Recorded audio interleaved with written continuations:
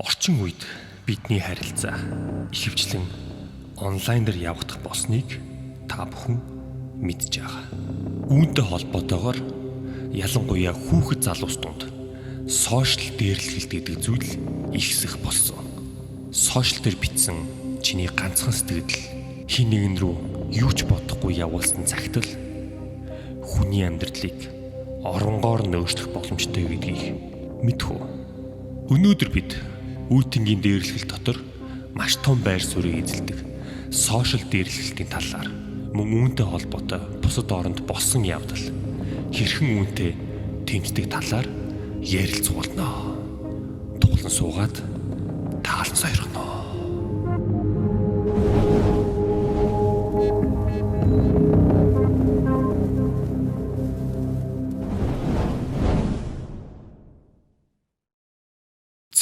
Таад мэдж байгаах сүүлийн үеийн дээрлэлт, сошиал дээрлэлт гээл энэхүү зүйлс бол аюу их яригдах болсон. Мэдээж нөгөө Шангрилагийн орцон дотор дээрлэлт явагдсан. Тэрнтэй ч гэсэн холбоотой баг. Тэгээд сошиал дээрлэл гэдэг зүйлийн хамгийн эвгүй зүйл нь юу гэхээр энэ зүйл яг ил болдгоо далд явж идэг учраас үүнтэй тэмцэх нь бол аюу чухал байгаа юм. За эхлээд хэдүүлээ яг сошиал дээрлэл гэж юу яриад байгаа юм бэ? Энэ талаар ярилцъя. За нэгдүгээрт бол доромж комментууд байгаа. Одоо зурган доор, файл доор юу гэдэг те? Хүнийг доромжилж бичсэн комментууд байгаа. За дараах нь бол хуурамч пэйж эсвэл хуурамч хаяг нээгээд хөв хүн рүү бол дайралт явуулах. За энэ бол Монголд бол хамгийн их байдаг гэж бодож байгаа. Одоо над чинь сөрөг сэдвүүд ихнэ бага ирж байгаа ч гэсэн мэдээж ирж байгаа. Гэхдээ эрэхтэй яг юм нэг нууц хаягаас аюу ирдэг хараалын нилээ өг мөхтэй те. За дараагийн нэг сошиал дээрлэлт бол зураг тараах. За хүний одоо хувийн те ялангуяа охтуудын одоо хувийн зургнуудыг одоо олж аваад эсвэл аваад ч юм уу те бусад хүмүүс тараадаг, нэр хүндэт нь халтдаг. За дараах нь бол групп чатаар одоо нийлж нэгэн рүүгээ дайрах, довтлох, доромжлох ч юм уу те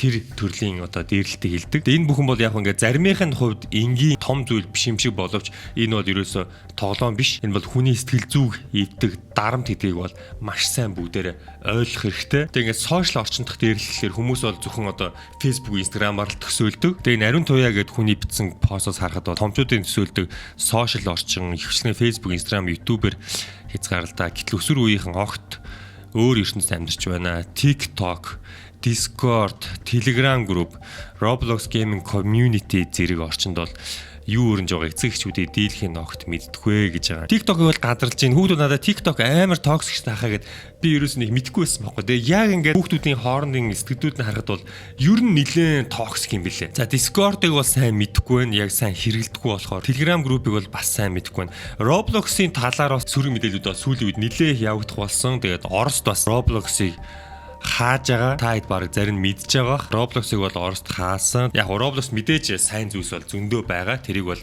мэдж байгаа. Хүүхдийн сэтгүүд эргээр нөлөөлж байгаа зүйл байгаа. Гэхдээ бас мэдээж энэ олон хүн хэрэгжилж байгаа болохоор нөгөө талын сөрөг зүйлс аяих байдаг. Одоо чинь насанд хүрсэн хүмүүс хүүхдүүдтэй харьцахын тулд хүүхд болж үжиглдэг ч юм уу. Энэ төрлийн юм тэрүүд яадаг вэ гэхээр насанд хүрсэн хүмүүс хүүхэд болж үжиглээд тэгээ тэр хүүхдүүдийн одоо итгэлийг аваад тэгээд нөгөө Robux гэдэг одоо Roblox-ийн мөнгө гэх юм уу да тий Robux ингээ баг багаар төлөөд итгэлийг аваад тэгээ хүүхдүүд гинэн болохоор дараа нь амьдрал дээр уулздаг. Тэгээд одоо гэмт хэрэг өртөх магадлал маш өндөр байдаг. Америкт бол яг энэ төрлийн гэмт хэрэг бол маш их гарсан. Тэгээ айгүй олон хүүхдүүд байдаг болохоор тэр дунд токсик одоо зүгээр амар хараалыг угсардаг хүүхдүүд аюу их байдаг гэж байгаа. Чинь хүүхдгээр Roblox gaming community-г нэг шалгаад үзээрэй. 9, 10, 11 настай хүүхдүүд хүртэл томчуудын мэдхгүй одоо хараал доромжлын энгийн хэрэглэж хоорондоо хэрцгий үг хэлгээр харилцаж насан тохироогүй хачин контент дунд нь ордоо. Тэгээд нэг асуудал юу вэ гэхээр эцэг эхчүүд өөрсдөө одоо хянаа ихлээр яг тэр Roblox-ийн одоо тэр платформын сайн мэдхгүй болохоор тэрийг хянах магадлал бол маш бага байдаг. Хууль хяналтын байгууллага сургууль эцэг эхний миний асуудал яг одоос бодиттой анхаарах бол цаашдаа үүнээс ч аимштай гэмт хэрэг эмнэлт явдал гарахыг үүсэх аргагүй. Хүүхэд залууч нь инээ дээрлэж буй бичлэгийг энтийн тарааж цацаж буй нас биед хүрсэн том хүн та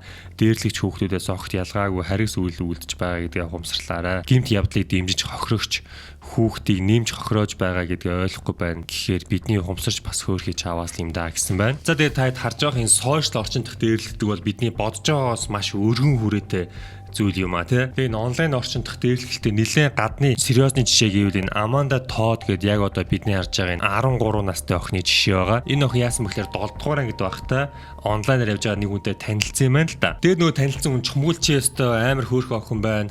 Хойло танилцсан гэл. Тэгээд танилцаад нилээн харьцаж байгаад дараа нь ингээд видео кол хийсэн юм бэлээ. Тэгээд вебкамаа асаачих гээд тэгээд вебкамаар бүхнийхэн зургийг авсан байгаа. Цээж нүцгэн одоо байхад нь. Тэгээд нөгөө нөхөр нь скриншот аваад өөрийг сүрдүүлээд найз нөхөд рүү нь явуулаа. Тэгээд сургуульдаа нэр хүндгүү болоод, найзуудаа нэр хүндгүү болоод тэгээд явсаар агаад бүр болохгүй болоод өөр сургууль руу хүртэл шилжиж үтсэн байгаа. Тэгээд нөгөө зургийг авсан хүн чинь бүр ардаас нь сталкер доод бүр шинэ сургуулийнх нь шинэ найзууд руу хүртэл скриншот авсан зургийг явуулаад тэгээд нэлээд бүр өөрөө ч эмзэг насны дээрээ ч байсан хэлэхүү бүр ингээд сэтгэл готролд ороод яг одоо бидний харж байгаа бичлэгийг постлсон байгаа. Тэгээд энэ бичлэгийг бол одоо 15 сая хүн үзсэн байна. Тэгээд энэ дээрээ яасан бэ гэхээр болсон явдлыг бол ерөнхийдөө хийлсэн өөрөө юу ч яриаггүй ингээд карт бариад сайн байцгаана би ингээд долларын дахтаа ингээд нүдэ танилцсан юм аа. Намаа ингээд хөөрхөн гэж яагаад фэйсбүүкээр ингээд танилцаад миний бүх мэдээллийг ингээд мэддэг болсон байсан. Тэгээ ингээд сэтгэл гавтралаар орсон. Ямар ч найз нөхдөд болж чадахгүйсэн. Сургуулаасаа хүртэл нүүж үзээ. Тэгээ ингээд 6 сар өнгөрсөн ч гэсэн тэр хүмүүс ингээд тэр зургийг ингээд постлоод байна. Надад аюу хэцүү байна. Надад одоо ингээд хин чалгаа. Надад одоо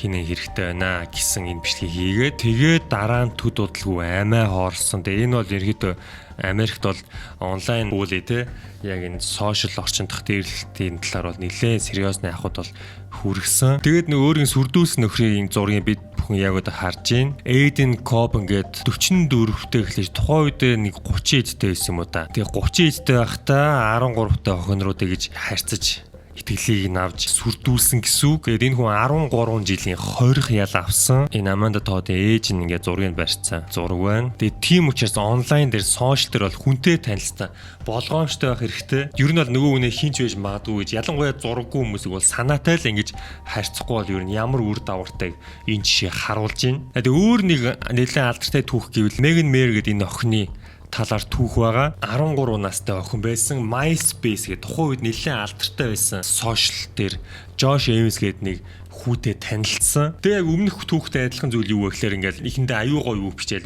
бас л чи ямар хөөрх юм бэ нэтэр ингээл те гошруулаад те тэгээ нэлээд удаан харьцсан байгаа. Тэгээ хэсэг харьцаж агаад гинт нөгөөх нь зааш нь шал өөр болоод доромжлол ерөөдөө муухай үг хэлээл чи бол хинт ч хэрэггүй дэлхий чамгүйгээр дээр мэр гээл ер нэлээд муухай үг хэлсэн байгаа. Тэгээд яах нь өсвөр нөгөө эмзэг насан дээр байсан хүн чинь бас л нэлээд сэтгэл готролоор унаад явж яагаад бас өөрийнхөө амийг хорлсон. Тэгсэн чинь хамгийн муухай юм юу вэ гэхлээр штэ.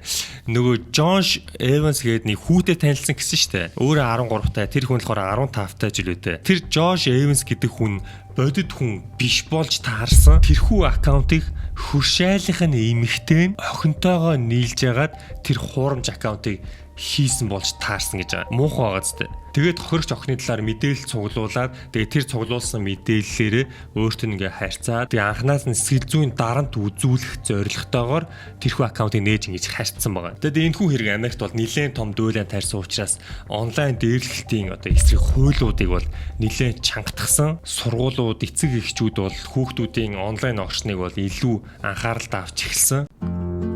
365 эвдрээгүй ирээдүйг бүтээе.